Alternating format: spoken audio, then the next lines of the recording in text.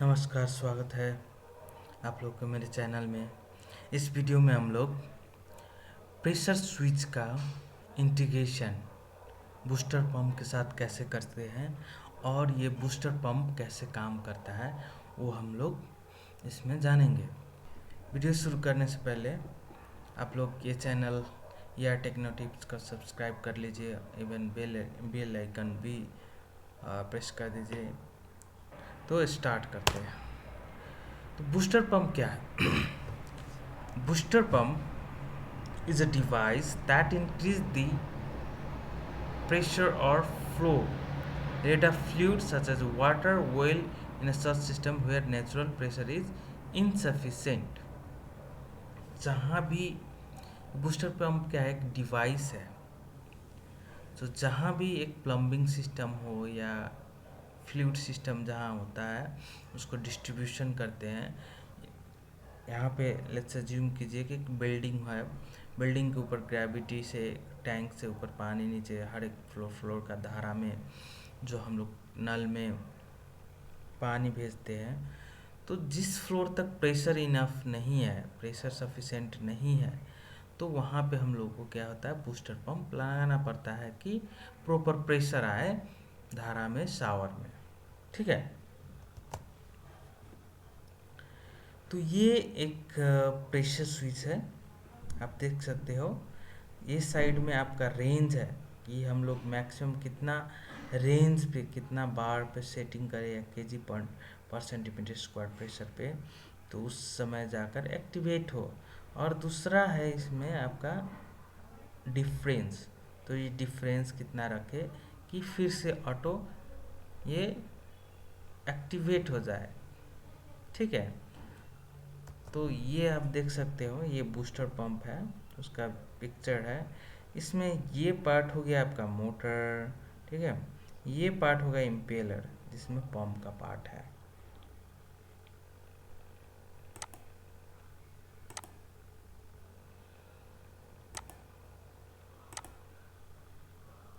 और यहाँ पे आप जो देख रहे हो ये हो गया ये प्रेशर स्विच, और ये प्रेशर गेज मशीन मीटर है, और ये हो गया प्रेशर वेसल।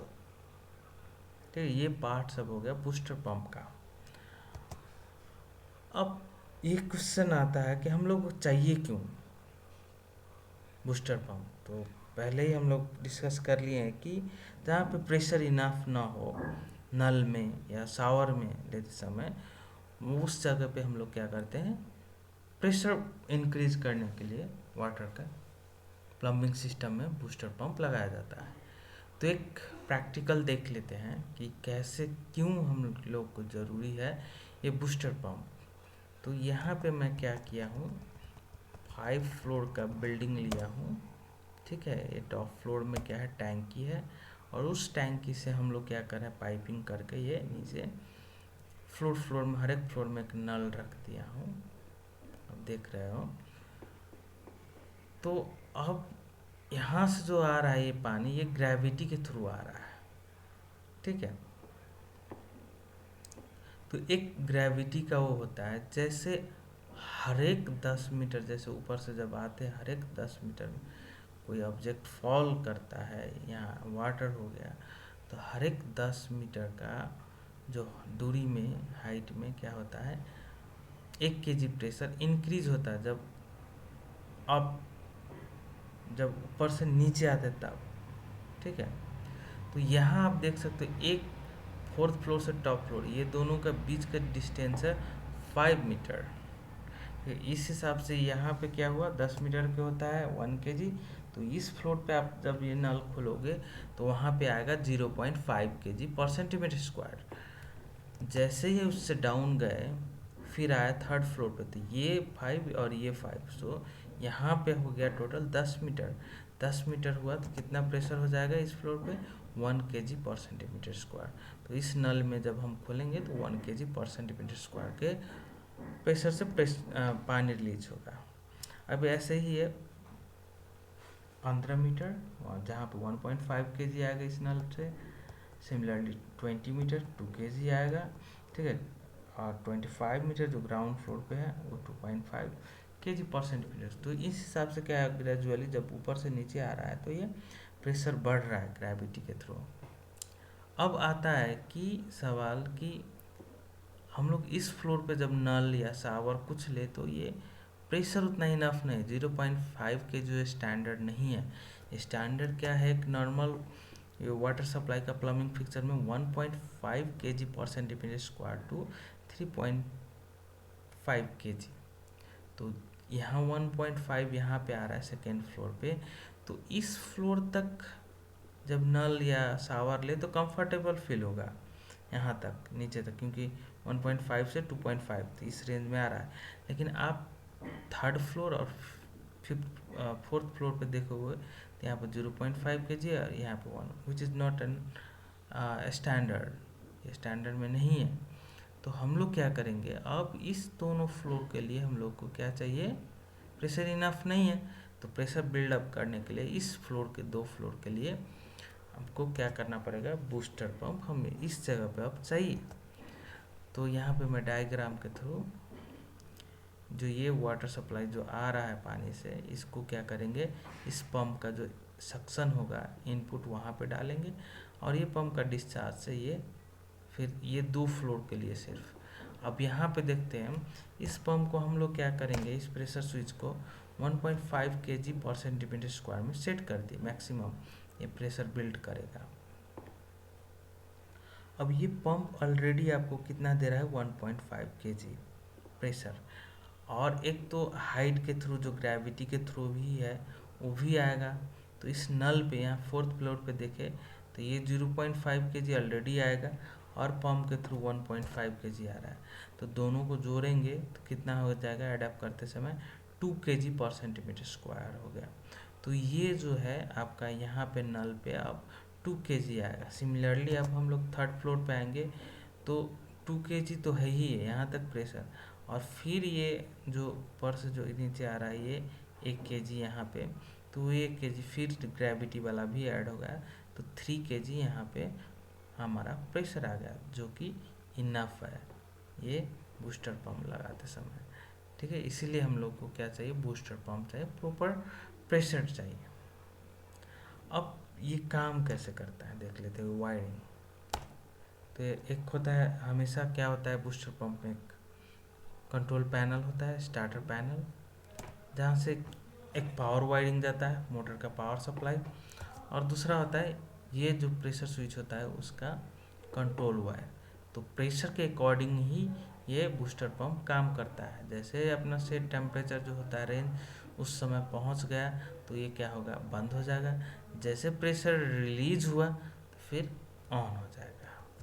तो यहाँ पे देख लेते हैं प्रैक्टिकल, यहाँ पे वायरिंग कर रहे हैं। तो यहाँ पे एक सिलेक्टर स्विच ले लिया हूँ, कोई भी इसका कंट्रोल पैनल में होता है सिलेक्टर स्विच, कि हम लोग ऑटो में चला या मैनुअल में। तो जब भी ये प्रेशर स्विच के साथ इंटीग्रेट कर रहे हैं, इसका मीन्स हम लोग ऑटो में चला रहे हैं। जैसे अपना एक से टेम्परेचर पहुँचे तो खुद में ही खुद ये बंद हो जाए, मैनुअल में ना चला ना पाए, जो एक्सेसिव प्रेशर हो जाए, एक्सेसिव वाटर डिस्चार्ज हो जाए। ठीक है, तो ये हो गया आपका pressure switch, selector switch, auto manual, ये हो गया प्रेशर स्विच, ये हो गया DP contractor, double pole contractor, इसको पावर देने के लिए। तो ये जो कॉन्ट्रैक्टर एक्टिवेट होगा इसके थ्रू होगा, प्रेशर स्विच के थ्रू। तो वायरिंग हम लोग देख लेते हैं, यहाँ पर फेज अवेलेबल है। तो फेज आया सेलेक्टर स्विच में, जो ऑटो वाला साइड में होगा टर्मिनल में, ऑटो वाला साइड से तो फिर निकल के जाएगा ये कहाँ, कॉमन टर्मिनल में आएगा उसका हमारा प्रेशर स्विच है। सो प्रेशर स्विच में 3 टर्मिनल होता है, कॉमन के साथ एनसी होता है, एक NO, normally close normally open. तो हम लोग कॉमन पे कनेक्ट कर दिए। अब जो एनओ वाला कॉन्टैक्ट है उससे निकाल कर हम लोग क्या करेंगे, कॉन्टैक्टर का जो कॉइल टर्मिनल होता है उसको A1 पर दे दिए। तो यहाँ पे फेज आ गया आपका ये प्रेशर स्विच के थ्रू। लेकिन यहाँ पे क्या है, अभी एनओ है, यहाँ पे पावर सप्लाई नहीं आ रहा। अब आता है न्यूट्रल, तो न्यूट्रल डायरेक्ट हम लोग A2 को दे दिए। तो यहाँ तक ये कंट्रोल वायरिंग हुआ है। इसका सिंपली कैसे एक्टिवेट करेंगे, अब इसको बूस्टर्स पंप को क्या चाहिए, पावर सप्लाई चाहिए। किसके थ्रू होगा, मिलेगा इसके थ्रू। तो फेज यहाँ से लिए, न्यूट्रल लिए और इसके आउटपुट से इसको दे दिए। तो यहाँ तक पावर सप्लाई आ गया। आप यहाँ पे देख रहे हो कि हम लोग कितना सेट कर रहे हैं, 2 kg, यहाँ पे 2 kg सेट कर रहे हैं और डिफरेंस कितना है 0.5। तो इस तरह से हम लोग कट इन प्रेशर क्या हो गया, बूस्टर पंप चले कितने पे, डिफरेंस हम लोग 0.5 की है, सेट सेट जो रेंज है 2 kg थी, इतने सेट रेंज में से हम लोग डिफरेंस घटा देंगे तो वो आ जाएगा कटिंग प्रेशर से 2 kg है, 0.5 डिडक्ट कर दिए तो 1.5 kg पर सेंटीमीटर स्क्वायर में क्या हो जाएगा, ये बूस्टर पंप ऑन हो जाएगा। ऑफ कुछ किस स्टेट में होगा, जिस 2 kg जब जो सेट टेम्परेचर वो तक प्रेशर पहुंचेगा तब ये ऑफ हो जाएगा। ठीक है, तो अब हम लोग देखते हैं वर्किंग। वर्किंग में क्या है, अभी जैसे ये ऑफ कंडीशन में है, ठीक है, अभी सब ऑफ कंडीशन में, तो यहाँ पे ये भी फेज सप्लाई जो है यहाँ पे अटका हुआ है, और ये भी जो इसका है बूस्टर पंप को, क्योंकि एक्टिवेट नहीं है तो इसको भी पावर नहीं मिला है। तो जैसे कोई भी बिल्डिंग में हो या घर में, तो हम लोग क्या करें, जहाँ पे लगाए हैं धारा से पानी निकालें, तो धारा से जैसे ही नल से जब पानी निकालते फॉसेट से, तो वहाँ क्या हो जाता है, प्रेशर रिलीज करने लगता है। तो जैसे ही प्रेशर रिलीज करेगा, जैसे यहाँ पे सेट किए हम लोग 2 kg, ठीक है, तो जैसे ही प्रेशर रिलीज, जैसे 2 kg था इनिशियली, अब वो आ गया 1.5 kg पर, तो हमारा कट इन प्रेशर कितना है 1.5 kg पर सेंटीमीटर स्क्वायर। तो इस समय क्या हो जाएगा, ये स्विच हो जाएगा, जैसे ही ये 1.5 kg में पहुंचा ये इसका नीडल, तो ये प्रेशर स्विच एक्टिवेट हो जाएगा, और ये जो एनओ था वो एनसी हो गया, एनसी ये एनओ हो गया। तो अब ये जो पावर है यहाँ पे अटक रहा था, अब इसके थ्रू ऐसे करके ये A1 पे गया, और ये अब ये जो अपना कॉन्टैक्टर है ये एक्टिवेट हो गया है। एक्टिवेट जैसे हुआ, ये पावर यहाँ से इसको दे दिया, अब बूस्टर पंप चलने लगा। ठीक है, तो इस कंडीशन में चलने लगा। अब क्या होगा,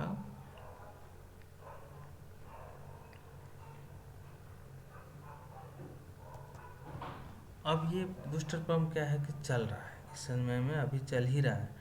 अब क्या हो गया कि नल से मैं पानी अब मुझे यूज हो गया, अब मैं इसको बंद कर दिया। जैसे बंद किया तो अब तो प्रेशर रिलीज नहीं होगा, प्रेशर नहीं रिलीज होगा तो ये पंप तो चल रहा है, तो पंप चल रहा है तो क्या होगा, अब जो मान के चलो कितना वो प्रेशर था 1 kg पे था, तो अब ग्रेजुअली ये बढ़ेगा, 1.5 में गया, फाइनली 2 में गया, तो हमारा सेट पॉइंट कितना है, कट ऑफ प्रेशर 2 kg।